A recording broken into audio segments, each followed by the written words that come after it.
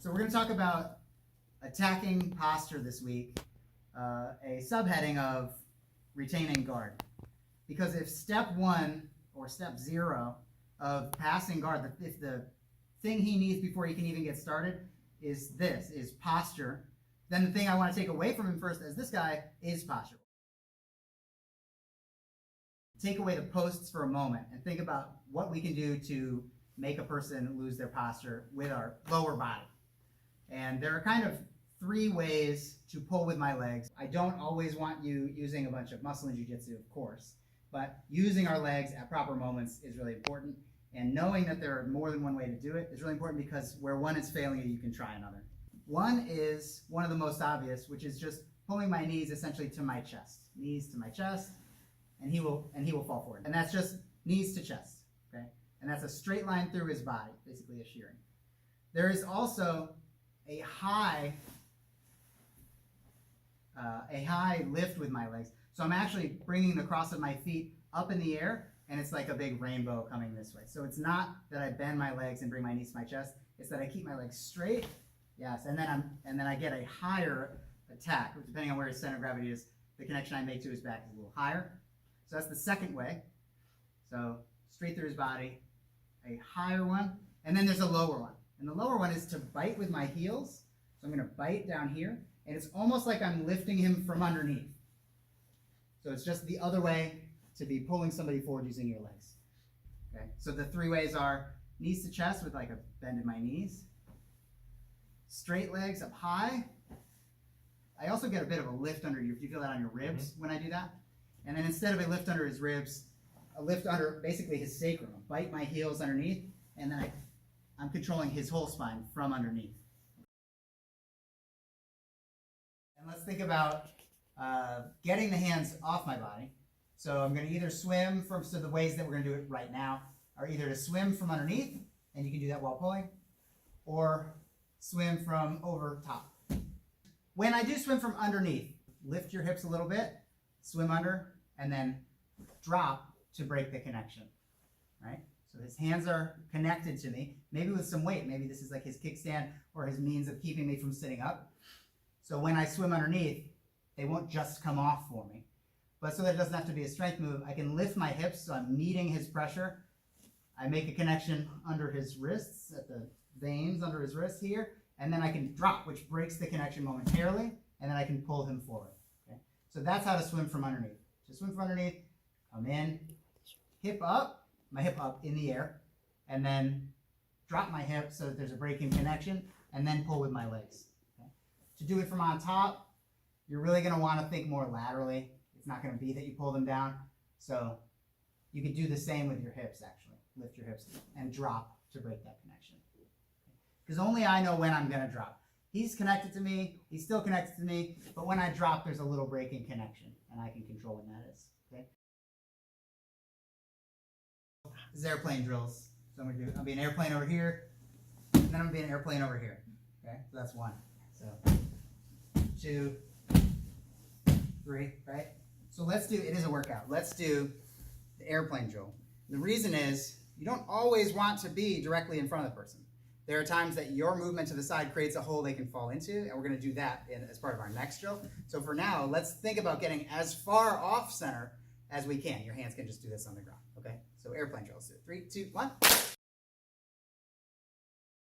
let's put everything we did so far together.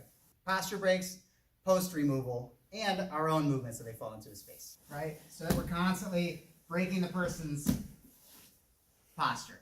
Let's say I pulled him forward, I swam the hands, and he landed in an empty space beside me. Now I'm attacking from an angle. It's harder for him to see something's coming. For example, let's do this. I pull him down. It's harder for him to see this coming, and I have a nice shot in for my choke, for example. Or if I was really lucky, and he fell with both hands on one side, I now have a path to the back. Okay? So that's what's so good about not only knowing how to attack posture, but also to move yourself so that possibly they fall into something even worse than a lack of posture, like a submission or a position improvement.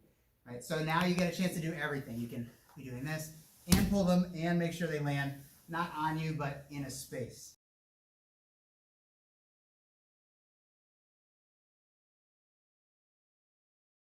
I want to give you guys a couple of tools when you really are having a hard time breaking the person down, possibly because the posts are so good. Maybe the posts are so good and they're so well placed and they're connected in such a way that I can't just break it down this way. Maybe they're even holding material or something. I'm actually gonna pull him down.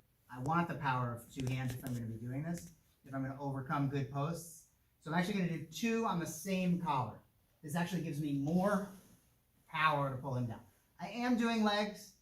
I am sitting up my shoulders, and I am pulling just like a rope with the two hands.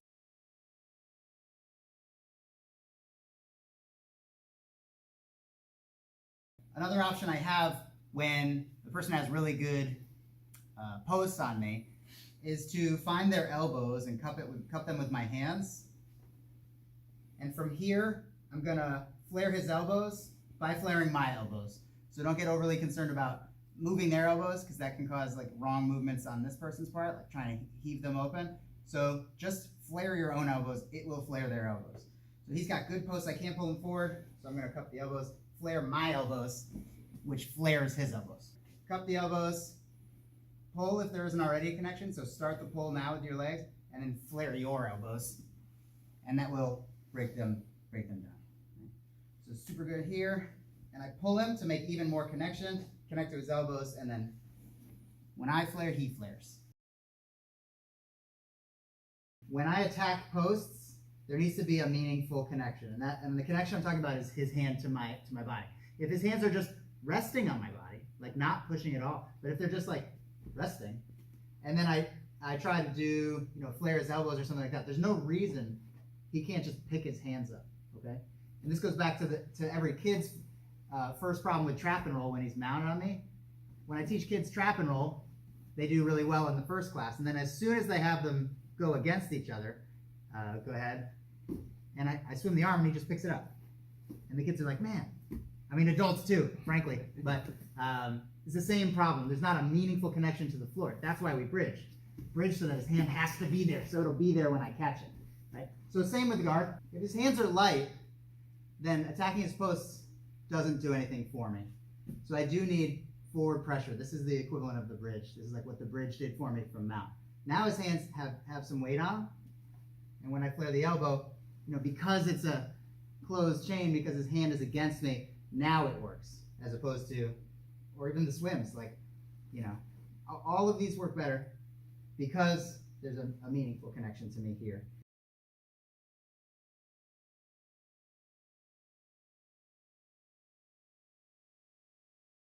Let's talk now about a grip. Material can confound things, so if he gets an actual grip on my belt or something, for example, that can make it harder to move his grips around, certainly if I'm trying just to do one of our earlier movements where we're swimming over or under. So what I'm going to do is I'm going to get a grip on his gi at the cuff near his wrist with the same side hand. I'm going to lift my hips up because this space will be small here. Lift my hips up, and as they fall away, I'll come underneath and I create a grip on my own hand. Okay, so I start with the cuff. The cross hand's job is to weave under and then over mine. So I lift so that when I fall away, there's room to go under, and then I go over mine here. And from here, I actually like to use my hips for this again, where I'm gonna go up with everything, and when I feel his hand's gonna get to the edge of, my belt's movement, and then I fall away, I pop it directly up, and now I can switch to this hand controlling and use my legs to have Robert fall. Two hands on one side is great because it's the beginning of a potential back take or many sweeps for me. So that's a really good place to be, two arms on one side. So again, because he's holding my belt, harder to move his hands possibly. So this is our answer. Same side gets the cuff. Opposite side, I'm supposed to go under and then over mine, but that's difficult. Okay, so your hips are gonna help. When my hips go up and then drop, I control when they drop, and I can keep that space closed. Now I'm holding my wrist. This is just a little figure 4. And now my hips come up again, and I bring it all the way till the tension is at its max with my belt, like I can't push it any further. And then I drop my hips, which rips it out of his hand, partially and also continue to push up. And then I'm just going to use the pinky edge of my hand to catch his wrist here. Pull with my legs, and we get him down on one side. Whole thing.